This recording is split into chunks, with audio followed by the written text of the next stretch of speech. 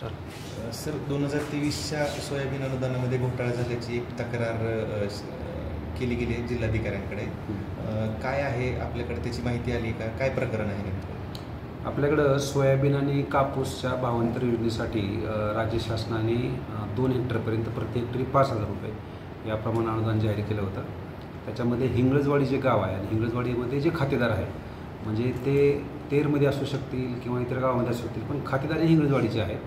तर तिथं जे ग्रामपंचायत ऑपरेटर आहेत त्यांच्या माध्यमातून जे पोर्टल आहे त्या पोर्टलवर जे शेतकरी यांनी माहिती भरली नव्हती अशा शेतकरी त्यांनी शोधले.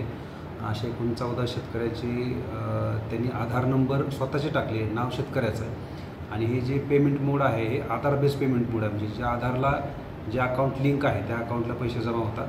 तर अशा 14 शेतकऱ्यांचे त्यांनी आधार नंबर टाकलेले आहेत आणि त्यात एक महाराष्ट्र शासन आणि एक मठातली काहीतरी जमीन आहे. अशा दोन व्यक्ती म्हणण्यापेक्षा हे 2 बाहेरचे आहेत 14 आणि 12 शेतकरी आहेत. अशी एकूण 1,10,000ची रक्कम त्या संबंधित CSC चालकाने स्वतःच्या अकाउंटवर किंवा नातेवाईकाच्या अकाउंटवर घेतल्याचे दिसून येते.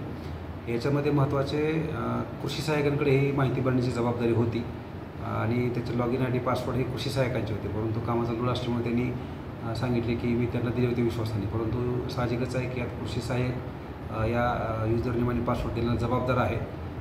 आम्ही तालुका कृषी अधिकाऱ्यांना आता 24 मार्चपर्यंत त्याचा चौकशी अहवाल देण्याच्या सूचना दिलेल्या आहेत. त्याच्यानुसार पुढील जी काही कायदेशीर कारवाई आहे ते आम्ही करू.